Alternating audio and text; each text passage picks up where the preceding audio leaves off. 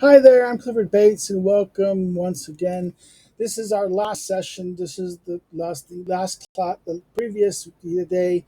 We had uh, our last meeting section on chapter book 8, which wrapped up the politics. So therefore, we finished our studying of the politics. Um, and therefore, I want to raise some questions about the politics. The politics is a very much a book aimed at, as we said, the kind of political. It's a book about the political things. It is Aristotle's not only political theory, but it's also a political science. Right? We get the study of regime. We understand the political questions. What is the political entity? What is the political form? How do we understand it? What is the best political form? The questions of the best political form in terms of what people said that they are and the examples of them in of his time. Aristotle's political science was the basis of the classical political science, in a sense. The politics is that book about political science. So, therefore, this is what over these things of these every session we've had, we looked at a chapter, book by book, chapter by chapter. Now we concluded it. And if you have any comments or questions, this is the time that you should bring them up, and I will respond to them in the chat below, in the section below. And therefore, this is fitting. The politics here, thus, is, as we could say, it has a structure. The structure is, and that's why it's very interesting. The structure. There is a structure here. It's a movement from book one, which talks about the part, trying to understand the parts, and it fails. It leads us to a question that we can't understand that the household is, the oikos and those things are important, but and it's essential, but it's not really it's not an expansion of the part, right? And then it leads us to the second question. He says, let's look at what other people have said about the best things. Okay, so we look at the people, what Plato and other people who said about what is the best government, the best city, and the best thing. Then we looked at examples of the cities that are finally administered and type of governments they have, type of regime they have. And then we looked at some questions about uh, this, the question of statesman at the end. It wrapped up that thing. Then we looked at the question of, okay, the citizen. What is the city in that sense? The citizen regime. Book three is very much the center of the politics. The politics we have it. It is the center. And then after that center, we are then divided in two possible directions.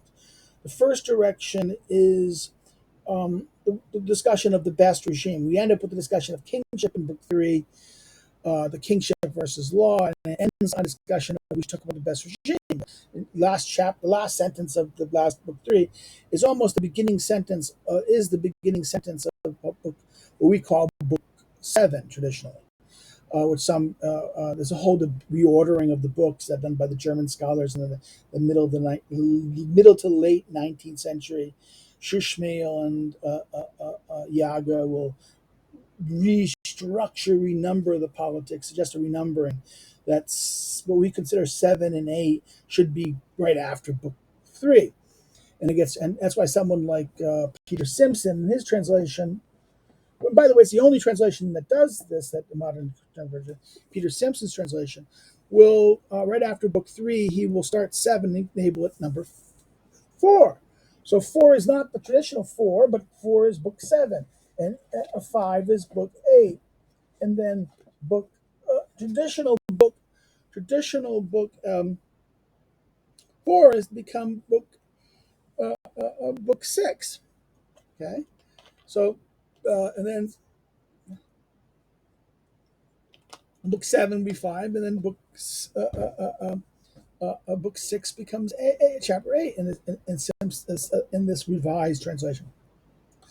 But this idea, and this is something I highlight in my thing about the order,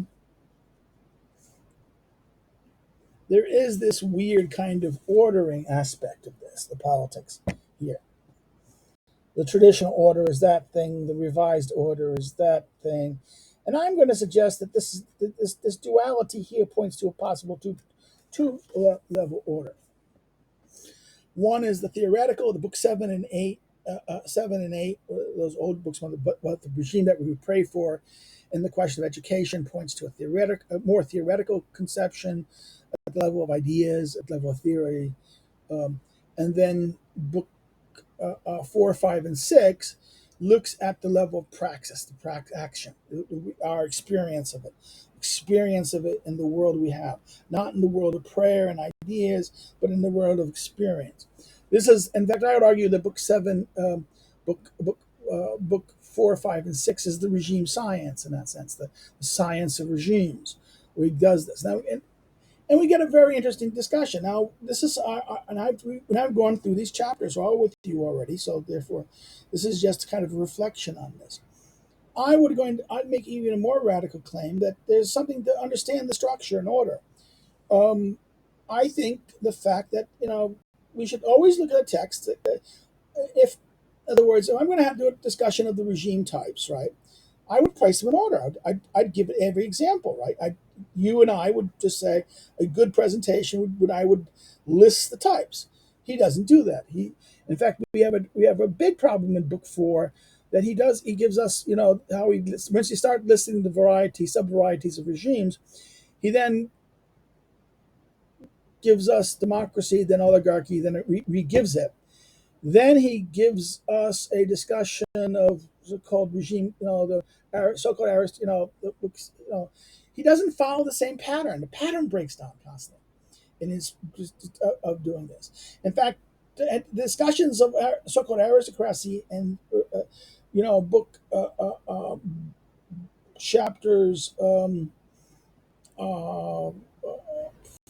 it 4, 4, 6, then 4, 7, 4, 8, and 4, 9. You'd expect a kind of a similar structure of what happened in the previous books. But you don't. You get this rather confusion of aristocracy, so-called aristocracy, and so-called regime, the politeia called politeia, is not given as a specific regime. It kind of conflates and gets confused. It's not a clear discussion. We don't get a clear of so many types of democracy, so many types of we have an account of so many varieties of democracy, so many things, and a retelling of it.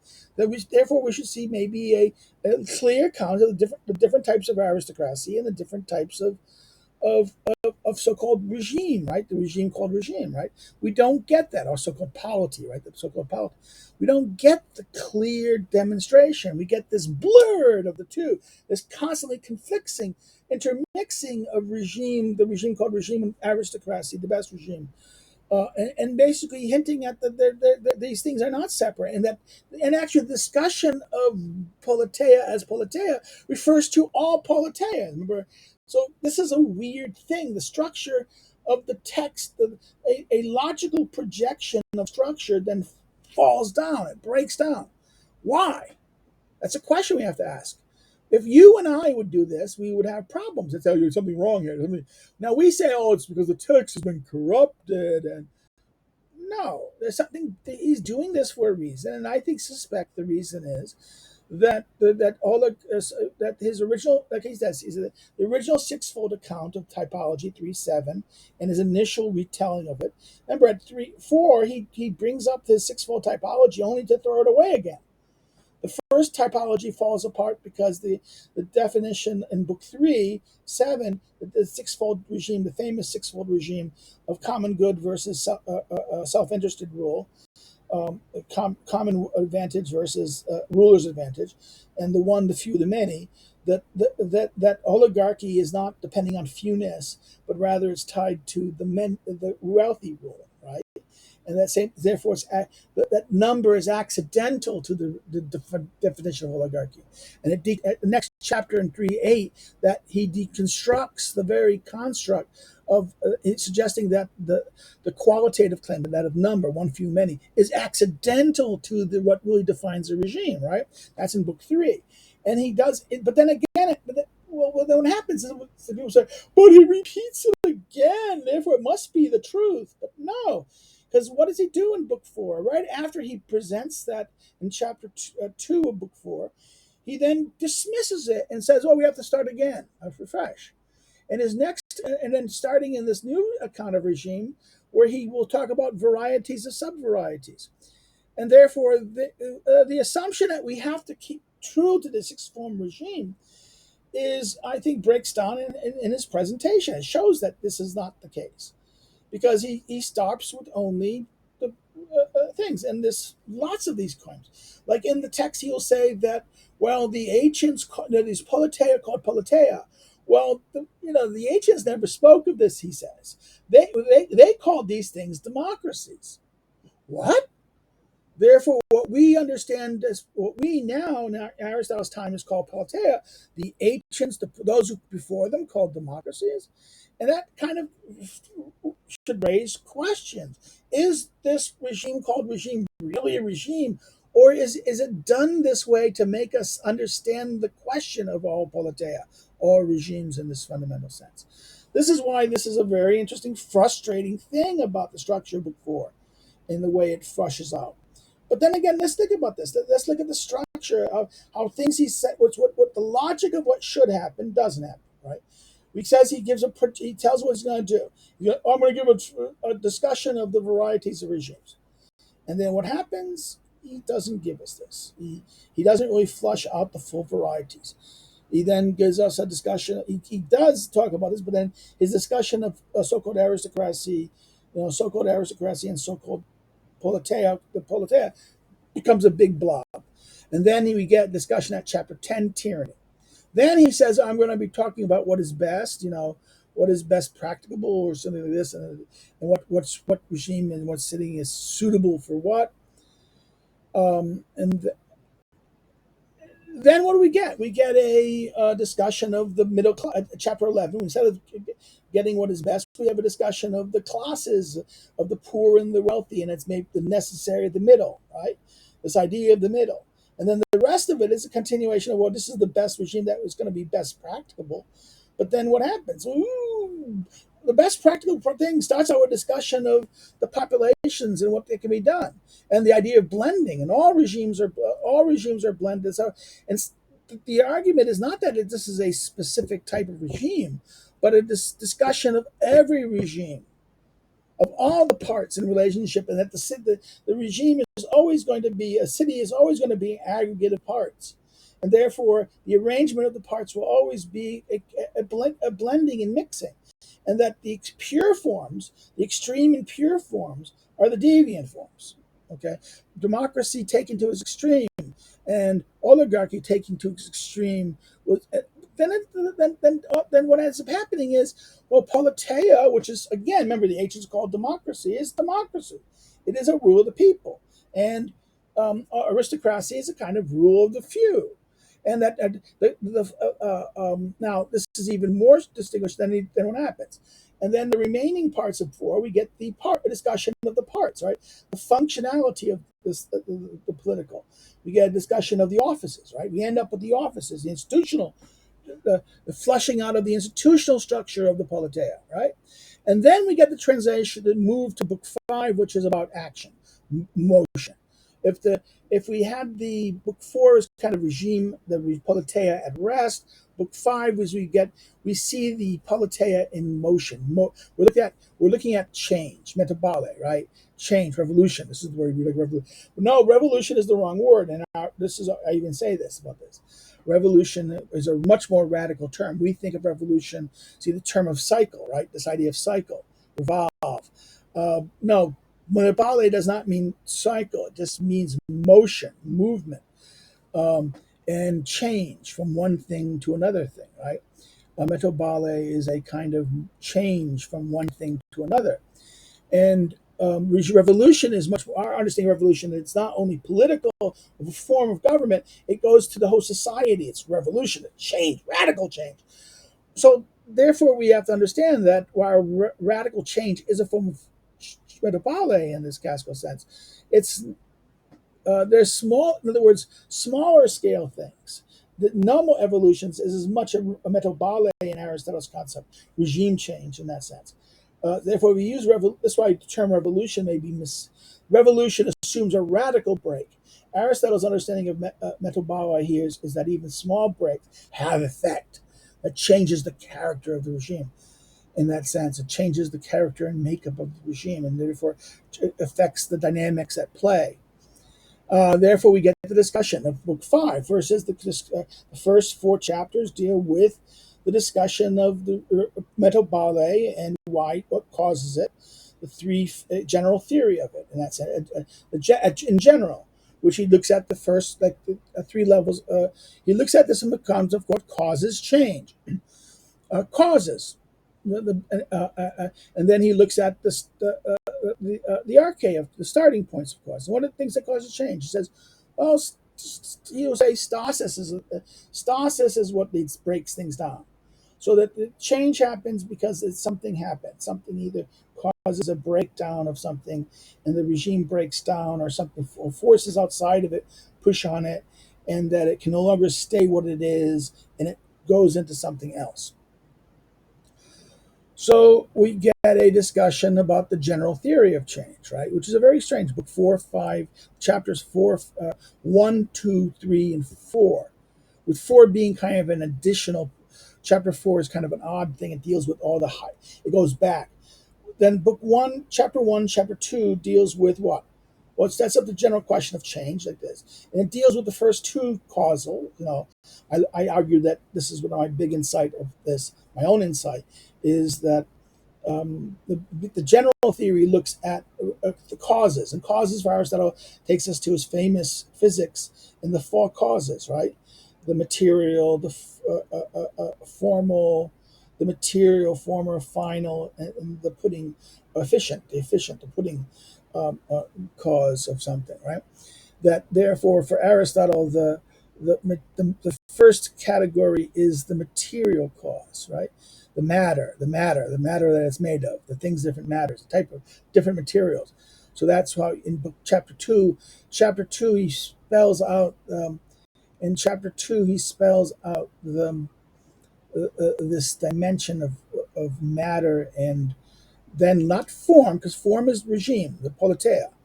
That he will focus not form, but final end cause, the reason, the purpose is why we do this, why change occurs. So the matter, the conditions they're in, the first thing. The second is the reasons why the reasons or causes, the motivations and actions, the final causes, and then we get the discussion of the arche, this discussion of the things that are the arche and agents of cause, the triggering causes of things of change that lead to stasis, right? Those and he's famous thing 7 that turns into 11, and then the 11 is the 11th one fishes into 5 more additional things, 5 different varieties. So even though each variety is one thing, but it's actually larger than it has more varieties in it.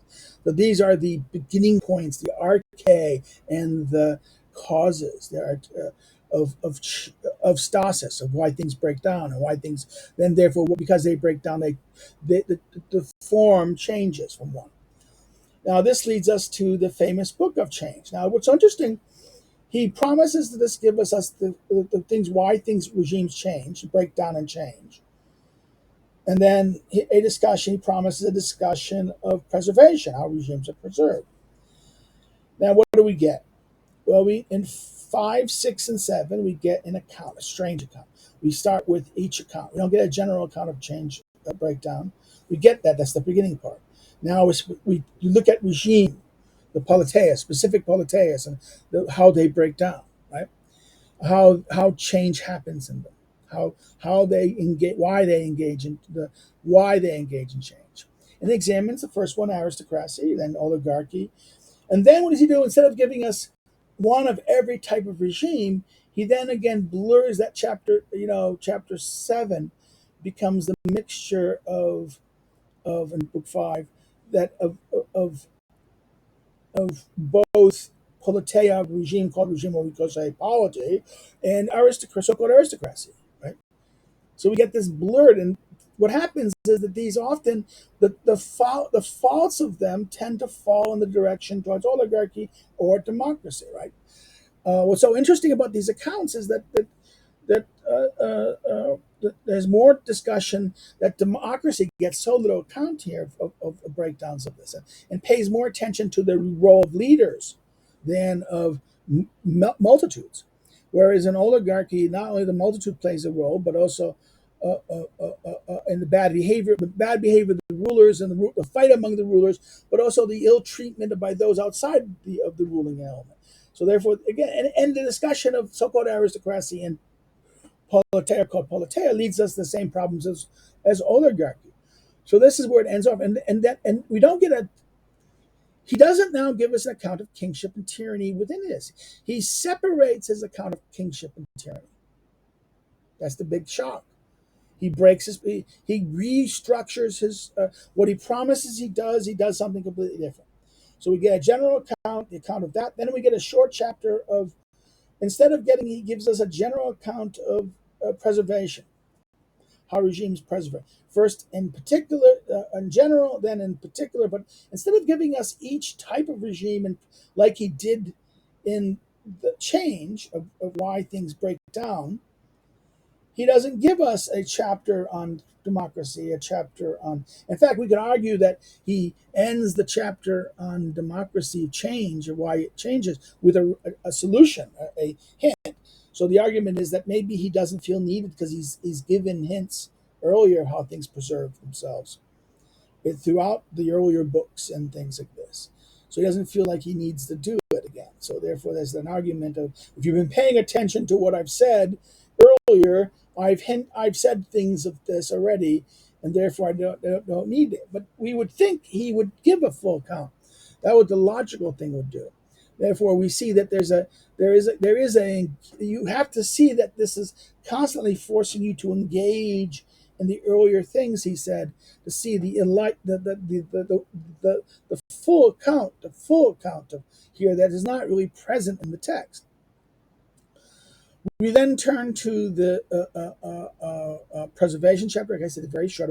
We only have two chapters. Not. I would think it'd be the general introduction chapter, one by itself, and then one for each of the types. At least, again, following what he did in the pattern should be the same, right? We don't get necessarily a big thing of preservation. Okay, we've done this, but then we get democracy, oligarchy, and then both aristocracy and like exactly what he did in there. But we don't. We just get a quick chapter. In fact, the general account has more points to it than the specific account. So that's even more interesting. So you get a list. I argue that if you look at the chapters together, what you get is what I call the list of things that preserve, things to do, and things to avoid. He gives us a list of, I would say, 15. So the first book, chapter 8, he'll give us 10 items that we either do or avoid, right? And then in the next chapter, he only gives us 5 specific things. So it's very interesting. He doesn't give the full. In other words, he has a more full. The general account is more broader, and the specific account gets more detailed, but it gives us less. We're dealing with less specific things of to what should we do to avoid, how to preserve, how to perpetuate. And then what he does, he gives us account of tyranny, monarchy, right? The monarchy in chapter 10 and chapter 11. And that's a big thing. That's a break. He didn't tell us he's going to do this. He does it now. Why does he do this? Now, this is a big argument in Aristotle. In fact, this is the shocking bit. These two chapters read like a miniature prince, right?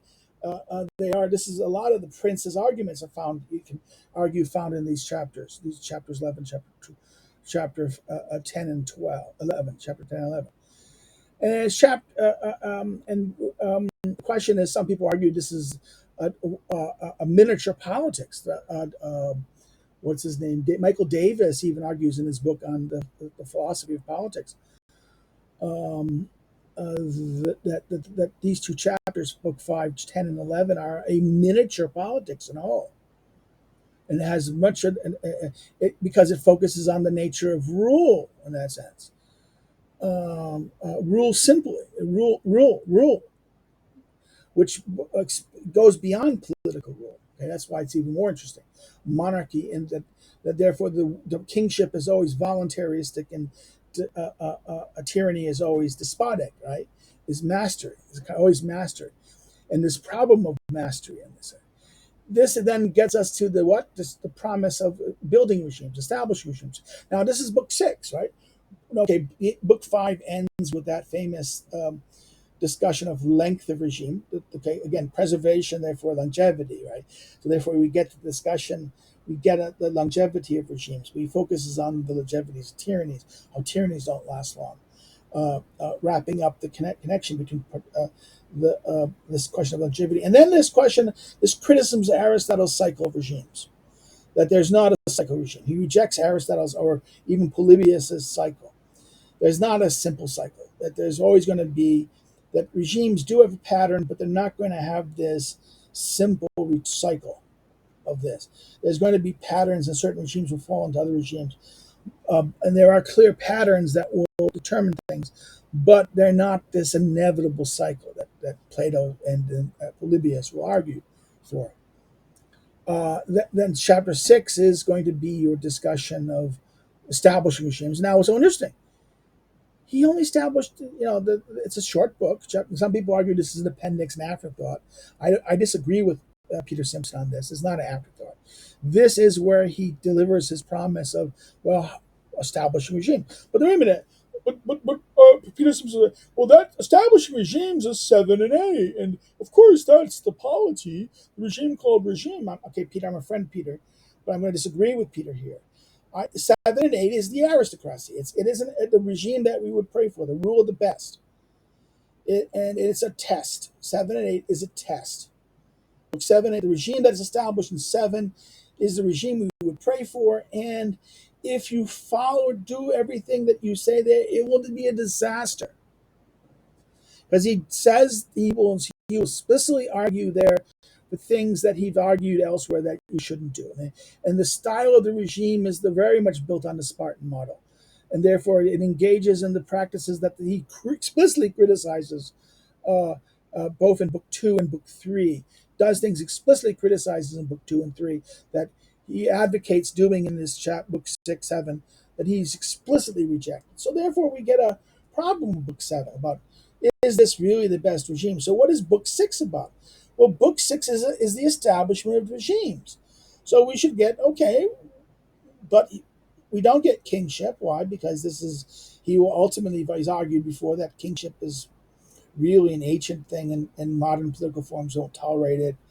We don't establish, he's silent about establishing tyranny.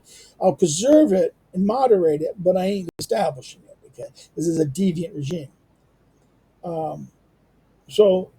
Aristocracy, well, we were talking about aristocracy, the best regime, well, that's 7-8.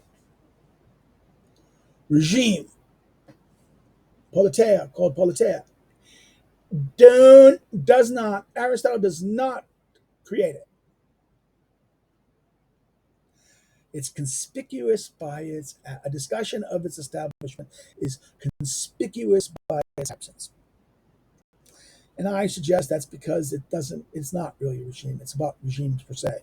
It's about the whole. In other words, that's why it's funny. Imagine calling an animal, okay? That he calls a regime, okay? The politeia called politeia. This is something fishy about this. But to say that there is this train in it, yeah, because it's regime as opposed to monarchy, rex, not rex, but in Latin would be lex, basileus, mastery. These again, book 1, mastery, political rule is different. So political rule is tied to politeia. So therefore, any kind of all political rule is a politeia. So therefore, politeia is an alternative to basileus. It's an alternative to despotic. And therefore, this is what I'm saying. This is the weird aspect of here. Therefore, this is why there's in that account there, book 6, you get a very big account about establishing democracy.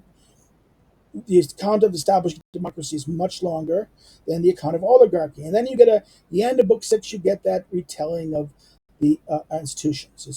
It's a reaccount of the offices in light of what is just said. Right? And then we go to 7, 8, as I said. This is a kind of a thought experiment to see if you've been paying attention. And discussion of education. Again, tied to the book. The last couple chapters of 7 and then most of 8 will be about education, about the question of education and the laws, the political account of the need for a legislator to pay attention to education. But again, tied to the best city in that sense. So that's why it's tied to the certain way. That's the politics as we have it. So if you have any comments or criticisms, comments or things you want to know about the politics in general, please put them below and I will do this. It's been nice going over these chapters with you, these books, the way we did it. We spent a lot of time. I'm taking a break. I'm going to a conference and I'm doing things. So I'm going to be taking a break. When I come back, we'll be starting the trend. We're going to be starting the discussion of tomorrow. You see a redoing of my video about the announcement of what I'm going to be doing in the Montesquieu. I'm going to be turning to Montesquieu. So starting May 1st, Monday, May 1st, this thing, we will be looking at Montesquieu. So it's been nice to doing with this with you. I'm glad to have this. Have a good day. Take care. And, well, one more thing. Like it if you like it. Didn't like it, then put your comments and criticisms on there. Please put them on below.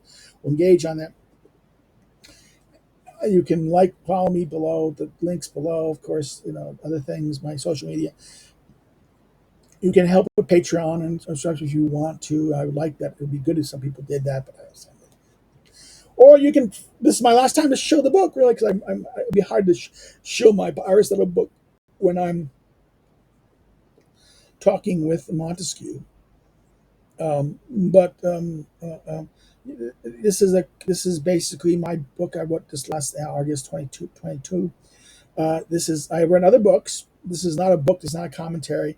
This is a study book. This is a workbook. A notebook in Aristotle's Politics, a workbook. This is designed that you are able to kind of study. Take it as a study book, a book to go through the text and understand it. Not only the book generally about the general subject, it goes to book by book, chapter by chapter. It's a cliff notes, and that you go for some summaries.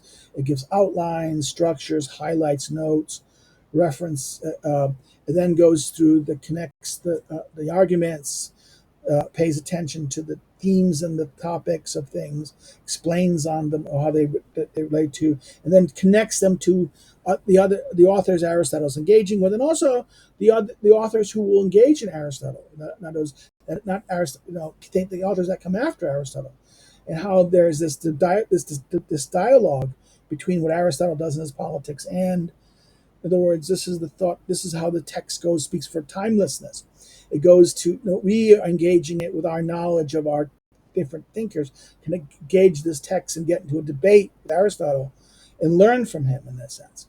So this is what this book is. It's designed for students who are starting the text, but also more advanced students of the Politics. This is a useful tool research. This is a resource that I hope students of Aristotle's Politics, both introductory and things, will use. People say it's so expensive because $30, it's kind of expensive. Well, yeah, but it's a very extensive thing. If I did it for like a $5 little thing and you did it, you have 10 or 15 pages of uselessness.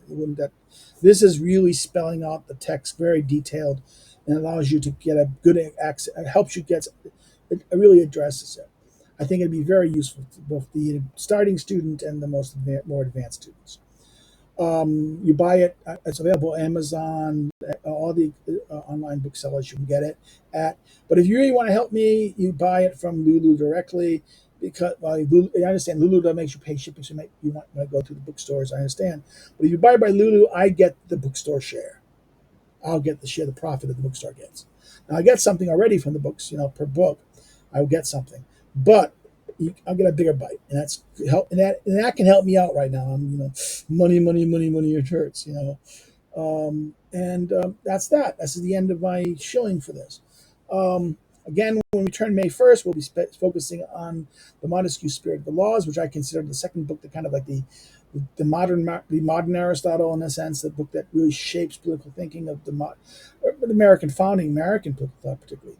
It is forgotten. It's immediately forgotten. Lessons of Montesquieu's with Hegel, Rousseau, Hegel, Kant, which really changes the direction of European institutions. So it's been nice to dealing with you guys. I hope the you people will like it and forward it to other people. Get other people to like this, like the channel. Go rewatch the channel if you're new to it, and you're just doing it. You want to go read it. You can go see the other channels, things on my channel here, which I've dealt with. The course I teach regularly. I did the ancient introduction to politics. But I did some earlier videos before I got to more regular doing it. I did my thing on Machiavelli's Prince, which I should revise because the format I did here was actually useful for. I might do it there again because I didn't have the text in the video. Then I did Sun Tzu Out of War, and I did Thucydides. I did Plato's. I did the Republic of Plato. Then we did John Locke's Second Treatise. And Thucydides' Peloponnesian War, right? This is the whole thing of this tradition of these texts. And now I'm going to be doing after this, as I said, starting May 1st, Montesquieu Spirit of the Laws.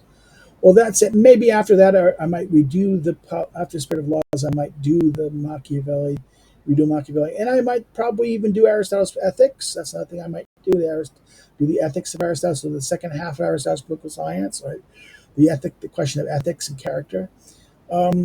So therefore, there's much to do, and I hope people will be around to do it. So, and I hope these things will be useful for you guys. So just take care. Bye bye. I hope you have a good day, and I'll see you again sometime. Bye bye.